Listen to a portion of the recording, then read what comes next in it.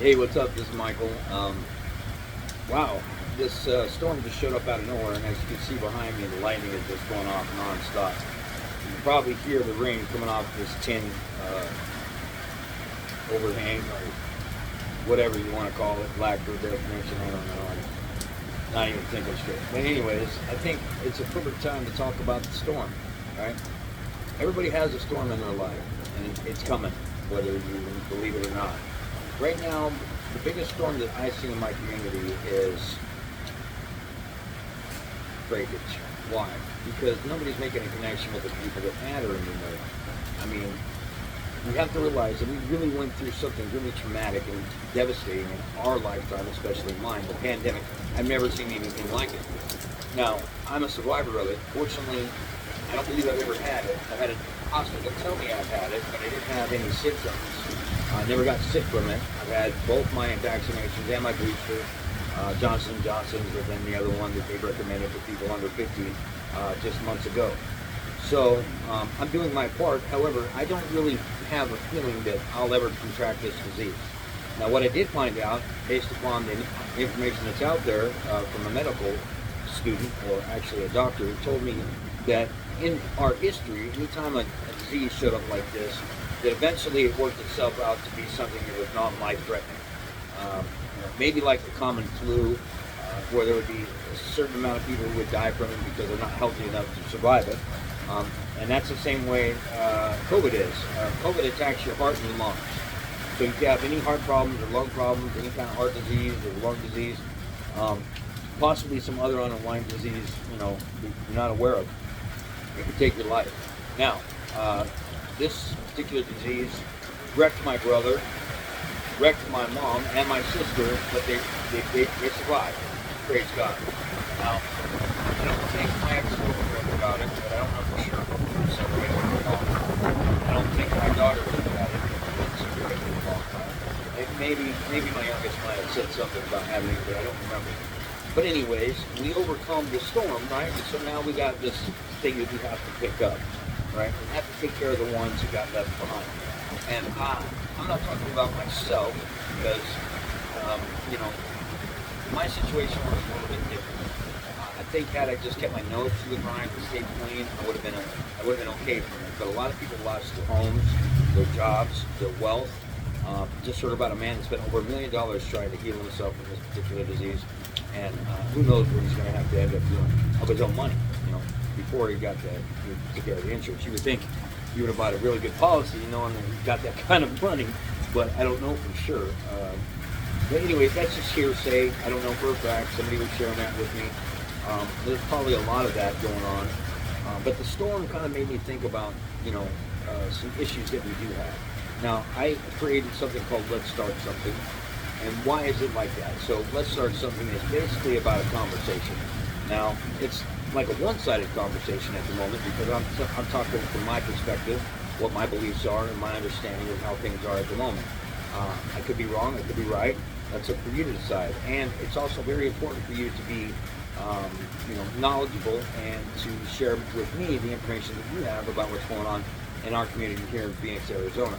Now, if there are other states that are being affected by certain drugs or things that are new, fentanyl is not new. Fentanyl has been around since the 50s. We created it. It's a synthetic opiate, and it's very powerful. It's more powerful than morphine. It's about 100 times more powerful than morphine. Now listen, this drug that comes to our city right now is in a little blue pill, right? And this blue pill has an M on it. People call it Percocets. People call them blues. Who knows what else they're calling them these days. Fortunately, I've been clean from that shit for about 6 months, if not a little more. I think actually they said, looking back on it, my sobriety date would have been around March 18th, but I went ahead and said the 25th because I wasn't sure. Either way, I'm done with this. Now, the reason I started doing that was because back about 3 years ago, when I quit one job because they didn't have any work for me, and I can't afford to just take time off, I had to go back to work. And so I did that. After a week, I got another job at a welding place, or a place that makes steel doors, and I was one of their prefabbers. So I was the only one actually. I prefabbed the doors for them. I cut all the pieces according to the specs, and I had them in a and it's a locker where they would come get them and they go weld together. Now, eventually I was going to work into the welding position. That's what I signed on for, because I weld. But around that time, my son was going through it heavily with some problems with his health. So I fell in line. I just basically, I didn't show up either because he was my ride. Pardon me, the noise. I'm hoping you can hear me and understand what I'm saying. But I think it's good to do this video because it's kind of interesting, right? We're talking about a storm. Now, the pandemic was a storm, right? A really bad one. It hit us without us even knowing it, kind of like this one. I didn't see this storm coming. Nobody said this storm was coming, but that's how the storms are here in Arizona. The monsoons, they come out of nowhere. One time you have clear skies, the next thing, 20 minutes later, boom, you're getting hit. That's the way it's always been. This one seems to be the best one I've seen so far, and it's loud. But I want to go back to what I was saying. All right, so we have more people in this community right now who are homeless than I've ever seen before. Now, in my 45 years, I've lived here my whole life. I've seen things come and go. I saw not pandemic, but an epidemic with crack. And crack first hit the scene. Ice, when they talked about ice, which is nothing but methamphetamines on a larger scale, right? And so I saw it grow into something else during this whole period of time, and how people suffered from it. I suffered from it too. I was turned on to it, went crazy with it. That's a whole other story, but the reality of it is that we've always weathered the storm. Now, right now, we've got poor people right now in this storm that are suffering, trying to find a place for shelter, trying to get out of this rain. I'm getting wet, and you see my clothes getting wet. I'm getting wet because it's coming down hard right now. Anyways, I don't want to have to yell at my phone, but I do want to explain something to you. I need your help. All of you that have a mind of your own, you have a life of your own, it doesn't matter where you come from or where you've been. We got through this last pandemic. We're making it through. We're going to be okay. But here's something that's going to be left behind.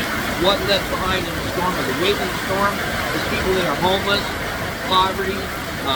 They can't find the jobs they need to find. You expect somebody that's been homeless, say, even just a month, to be able to find a place to shower, to find good clothes, to go to an interview, or even know where that interview is, get a ride there, take a bus. Now, I've seen something like, what was the name of that movie? The Pursuit of Happiness. This gentleman was a genius, right? If he hadn't been so damn smart and had focus and drive because of himself, and he had a child with him with no mom, no other help that he had. So understand, that man was an exception. Most of us don't have that ability. Most of us aren't that smart. I, for one, got off the streets because it was either that or lose my leg. And that's the truth of it. I wish I could say, well, I just manned up and did what I had to do, but that's not the reality of it. The reality is I was going to lose my leg and I didn't have to lose it. And in the process, I got off drugs. And I'm very happy with that. I'm more proud of myself than I ever have. And I made the effort, right? I put in the work, still doing the work for me, for you, my friends, community. That's why I do what I do. Now listen, please consider what I'm trying to say. Let's start something as a community of people come together in order to help homeless, people who are poverty-stricken, can't find the right job, can't pay their bills, the old man is dead or left the house or strung out on drugs, or maybe the mother is. Maybe there's all kinds of things coming up that you don't understand or haven't been through. I need people to come together and help me with other videos. Take the platform. Let's start something. Put it over your video, put it on Facebook, make a YouTube, make a TikTok.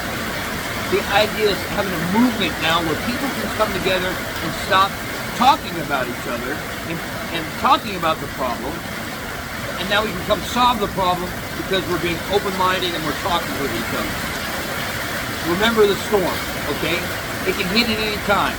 Now I want you to believe what I'm trying to tell you, and this is very important. Fentanyl blues is taking over our community. And I'm telling you, it's so cheap, you can get them for $1 a piece, maybe even $50 cents a piece. And what happens is they don't take care of their habit anymore. They start selling the drugs, right? And so they're selling to take care of their habit, and then they're taking a risk with their life and other people's lives because those pills can kill people. I died from it all of about 10 minutes. Man, this guy saved my life, thank God. Now, I really take it serious what I'm talking about. This is very important. Okay, this is not a joke. I'm not playing games. I'm not just some kind of Buddha or some kind of Gandhi or Jesus or whatever. No, I'm somebody who cares. Okay, I care because I've been through this in a big way. I lost my house, my girlfriend, my son, almost my family, and by the grace of God, I still have contact with my kids. My mom loves me. My sister's coming around, but it took a while because they didn't want their hearts to be broken by me going through the same old shit again. Right? But it wasn't the same. It was totally different this time. And the way it snuck up on me is because I was in pain. Now, I should have been a man about it and came to my old lady at the time and said, look, I'm going through a lot of pain. I need you to help me set up a doctor's appointment or something. I didn't do any of those things, but I didn't have any insurance either. I mean, I had access, but it would have been illegal to do those things because I had a decent job. Now, apart from that, I can say I made a mistake. I made a big mistake. But I don't want other people to have to go through the same shit. That's why I'm making these videos. I need you to understand something. This is very important. I'm not making a joke. Not everybody watches the news. Of course, this stuff is all over the news here in Arizona because it's all over the place. Kids are dying, family members are dying, friends are dying. Look, it's affecting everybody. And not only is it affecting everybody, you can get it from your grandma, your grocery store, your best friend, or some grade school kid walking down the street going, I got the blues. I shit you not, that's the way it is. You may go get to your Maserati or whatever every day, go to work, making lots of money, come home, and are oblivious to what's going on around you. And I was too. I was totally oblivious because all I cared about was my job and my family before all this happened. So I wasn't paying attention to what was going on, right? I knew very little from, family members that were doing the same thing at the time, but I didn't understand what I was getting myself into. I certainly understood what it was doing to my daughter because she's had, ups and downs with this kind of thing her whole life. Now, I praise God, she's doing very well for herself. So is her boyfriend. I'm very proud of them. I think they're doing right. I think they're going to be right as long as they have support. And I think they got this behind them, which is good. However, I didn't have a plan, like a relapse prevention plan. And the reason for that is I didn't have people who cared around me that were going to keep me safe. The people that were around me loved me, but they weren't going to step up and take part of this whole Michael thing again. I can assure you of that, and that's why I ended up homeless and on the streets. Now, I don't blame them for it because it's not their fault. I just wish it would have happened in a different way if this was supposed to happen.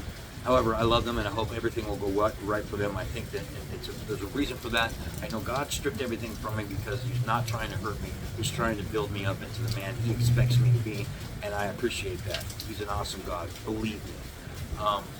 Take what I have right now and take it in consideration that what I'm telling you is the absolute freaking truth. There are people who don't care that are going through the same shit. I wish I could just snatch them up by the head and say, look, man, either this is going to kill you or you're going to kill somebody else. And that's a fact. So listen, go to my Messenger, go to my YouTube, just pass this around, share it with other people so they hear what I'm saying. Remember the storm, right? It can come out of anywhere, any time, and it can destroy shit without you even knowing it. Your car could be gone, your house could be gone at any time.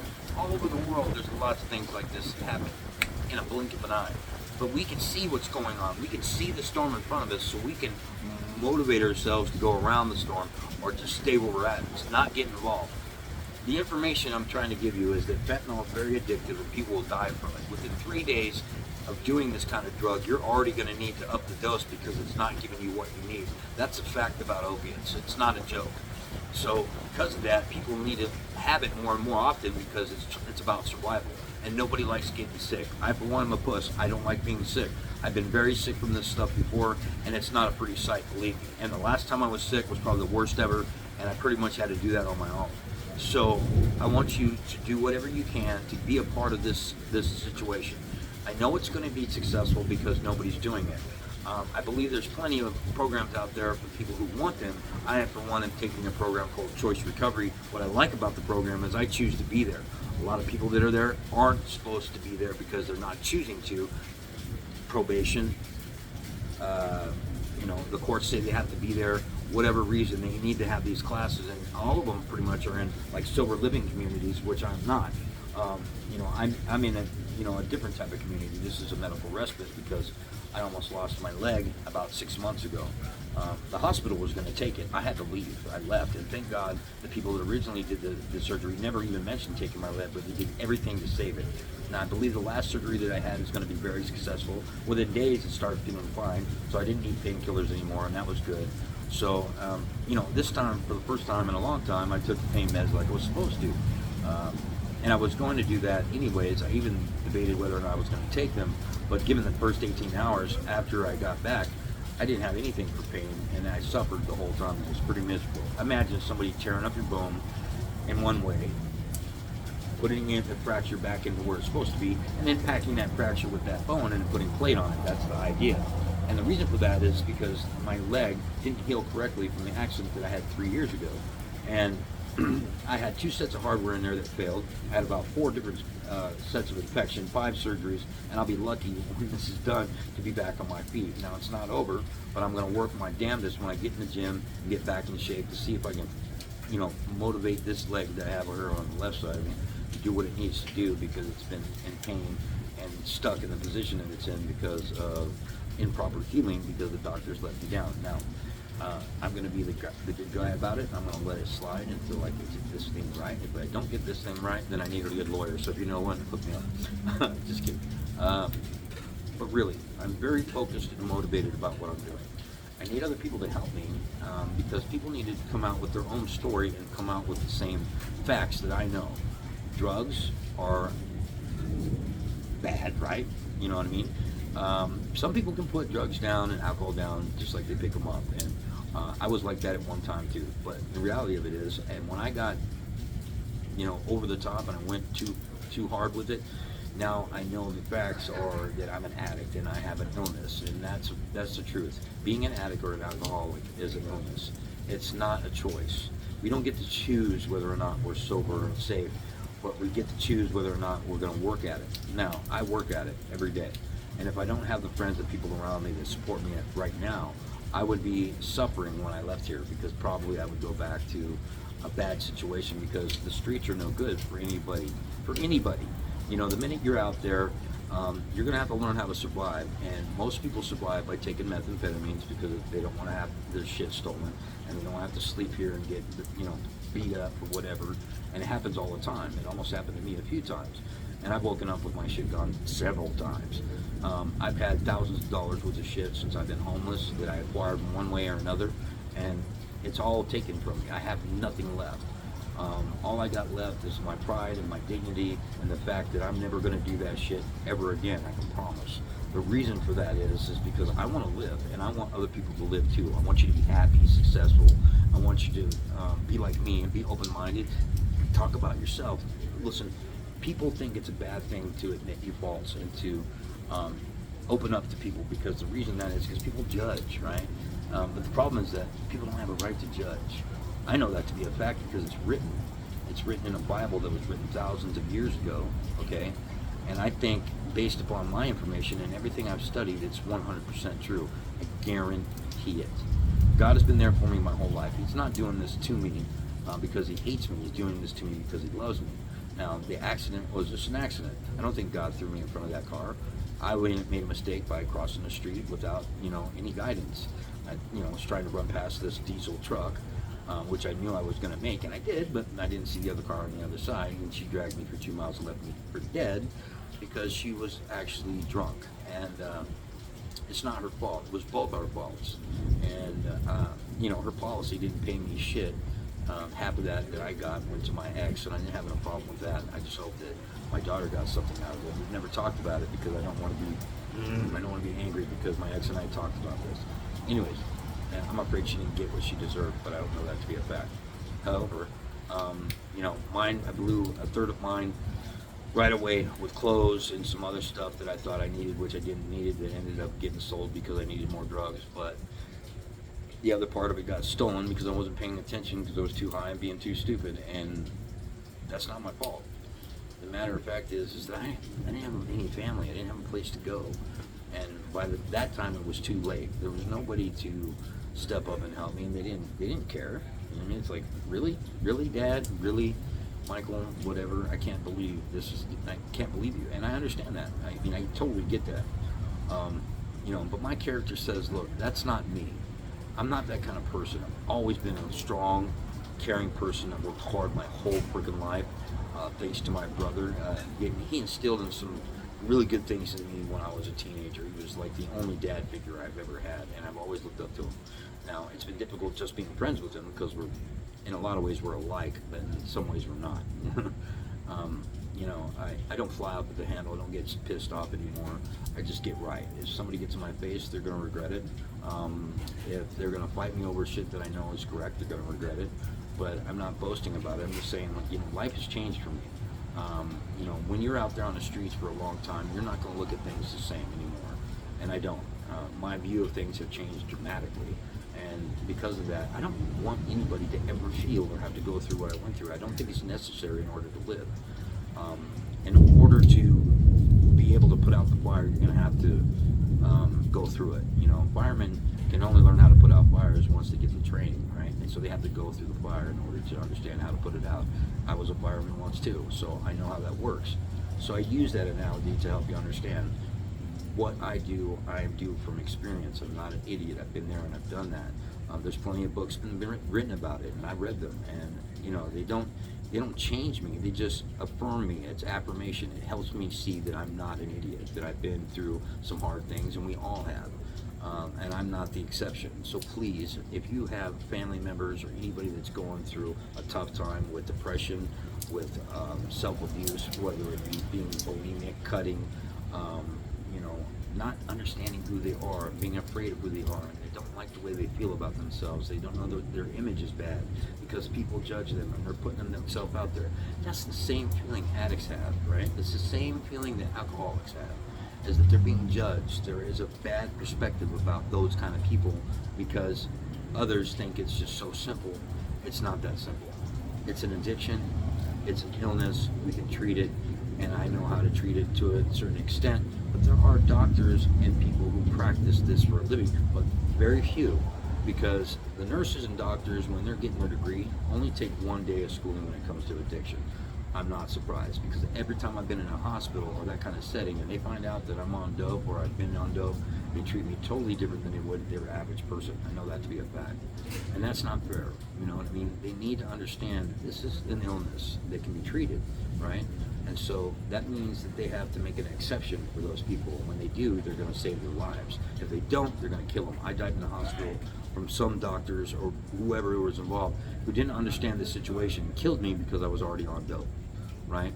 I think I would have been more forthcoming with them if I knew it was safe enough to talk about it, because I would get the proper treatment.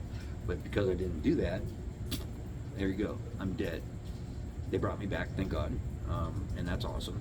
But however, that's the problem we have in today's society. We need to change the perspective and the idea about it. Yeah, man, it's just caring about yourself and caring about others. Look, if you don't care about yourself, you're never going to get right, right? If all you can do is judge the world and pick on them and say whatever, especially the ones who have been through it, right? Who know they ain't no better than anybody else, but still practice on the fact that, you know, I'm a big bad boob. Look at me, I'm doing what I got to do, right? You know, it's bullshit. You know, I never treated anybody any different just because I got my shit together, right? And that's not fair, because other people have the same problems, whether they're addicts or not. We all go through the same shit. Let me give you an example. We all have to go through kindergarten. We have to go through school, high school if we make it.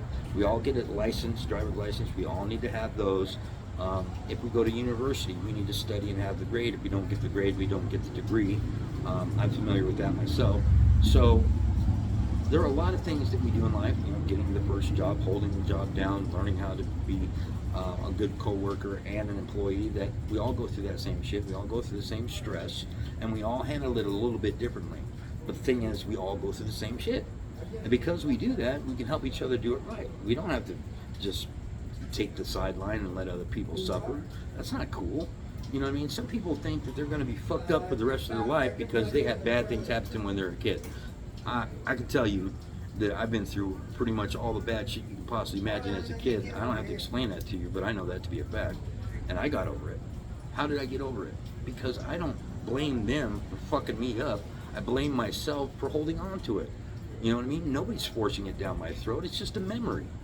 I can move on every day and create new memories in my life. Tomorrow's going to be a new day. It's going to be a good day. Why? Because I choose to make it a good day. And somebody can come and try to destroy that for me. It happens all the time, but it's not going to happen because I see it coming before it happens. And the reason is this. I saw a quote, and I even shared it, I think, where it said that people hate me for the same reason people love me. Go figure. Is that a fact? It is.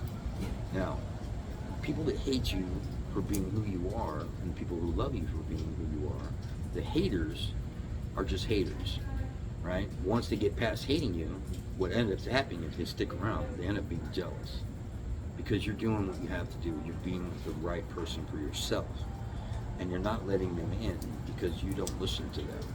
What you listen to is yourself and your heart and the people who care about you.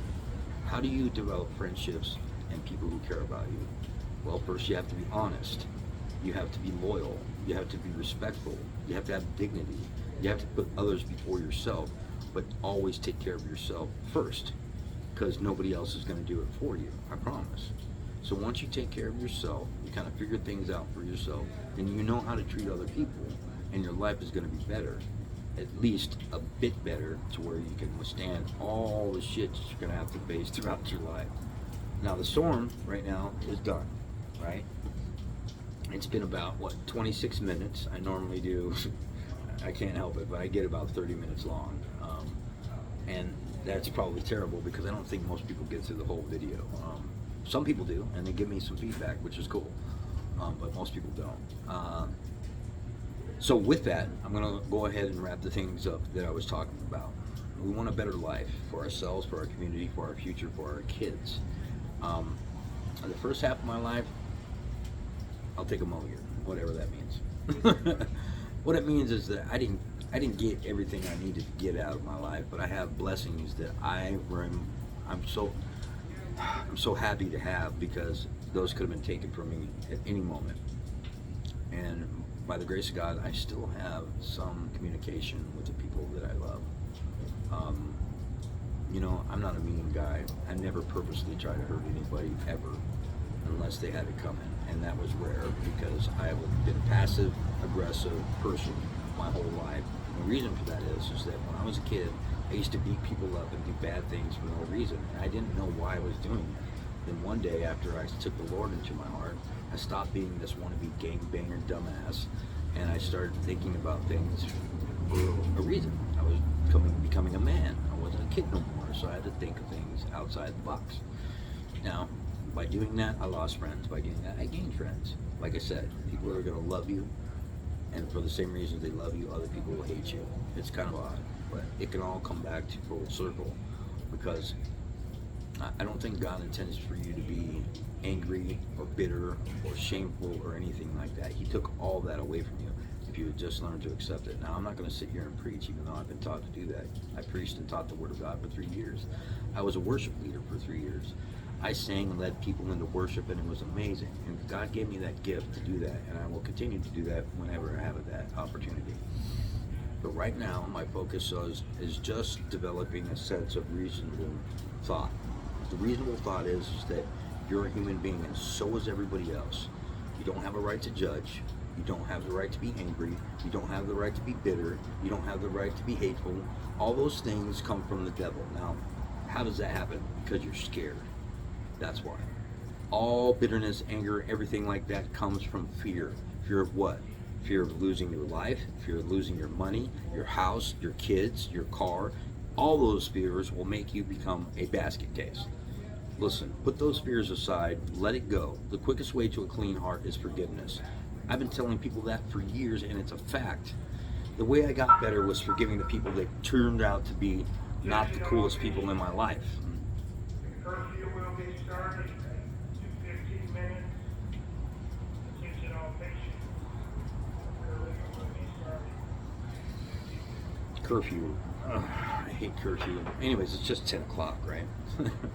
This reminds me so much of prison. Oh, I freaking hate it. But anyways,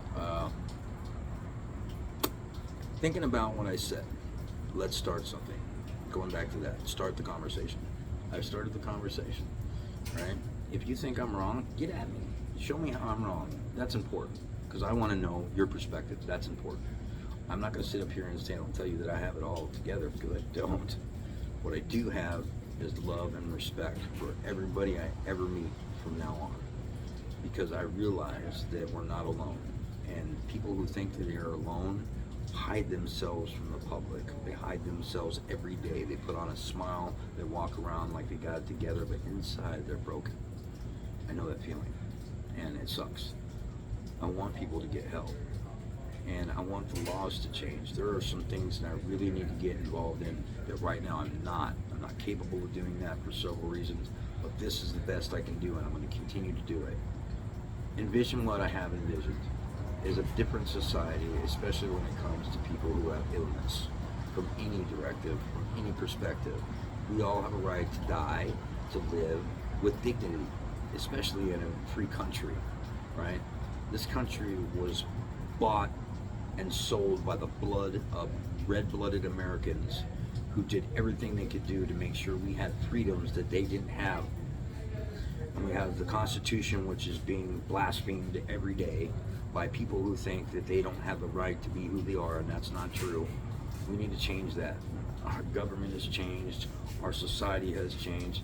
Man, let's get back to the basics, right? What's important is protecting this country with the military strength that we have, the technology that we have, the knowledge and wisdom that we have. Those are very important things, and we need to keep working towards a better tomorrow. We don't need to put people down. We don't need to hurt people anymore, because in this country we are supposed to love each other. We come from all different backgrounds, from all different societies. My name comes from England. I don't know when exactly, because we can't find out my daddy's daddy, because he disappeared. Okay, so we get so far, and that's it. Good night, Heather. Just, you know, think about Irish, English. Let's go about something that's a little bit new. People from Iraq, Afghanis, a lot of people from the Middle East come over here because we went over there and destroyed it because we're trying to push our agenda, which is not the way to do it, but we do it anyways, right? Because we are a superpower. However, I think we can figure out a better way. I'm really sorry for Ukraine, all the people, men and women and children who have died over there. That's the most ridiculous thing I've ever heard. I'm so pissed off at the freaking Russians. They were getting there, right?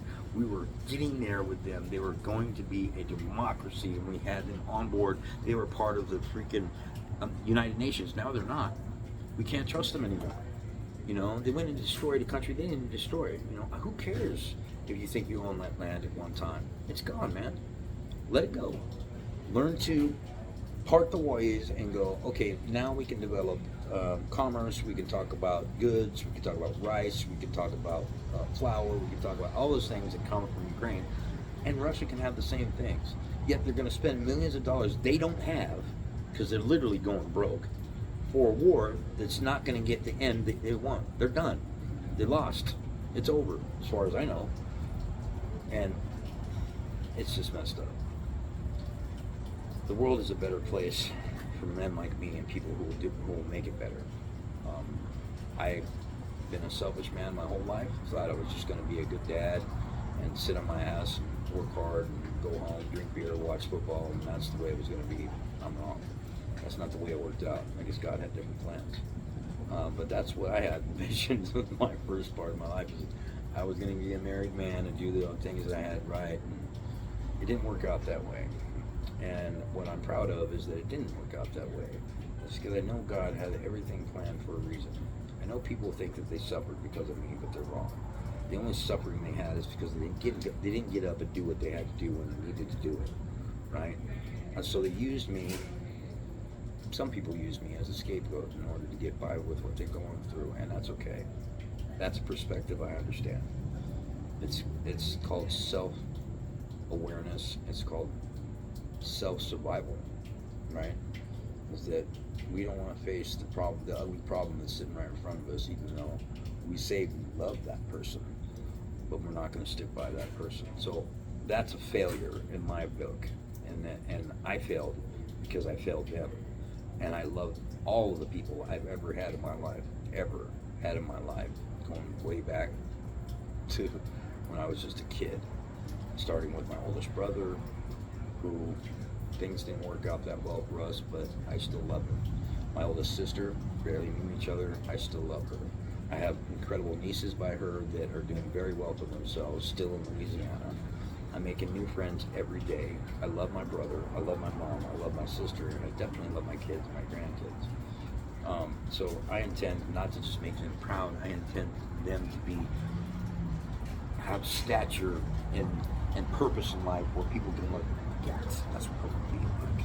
That's what I want to be like. I don't want to be like 2 Chainz. I don't want to be like all these other rappers who, you know, boast about being gang banging and I'm going to shoot this person and do that person and all bullshit. The reality of it is you got your money from making false raps and lying about who you think you are. Cool. Because I used to be a rapper myself and I was very good at it. And I'm a better singer, so thank God I don't have to go back to those roots. But anyways, that's bullshit in my eyes, because people look up to that, and kids do too. So now they think they're about something that they're not, because they just put on a few chains and get a couple pairs of Adidas shoes and Adidas, you know, some Jordans, whatever, and now all of a sudden they're perfect. Horseshit, they're not. So I just need people to do what I asked. Let's start something. Make a video. I don't care if it's 5 minutes, 3 minutes, talk about something. I don't care what it is. It has to go forward. It has to work. And it starts with you. So in the name of Jesus, I pray that you will get off your butt and do something to help me and help your own community. Because it works. It is working. I promise you. So God bless. Have a good night. I'll do a video some other time. Don't forget about the storm.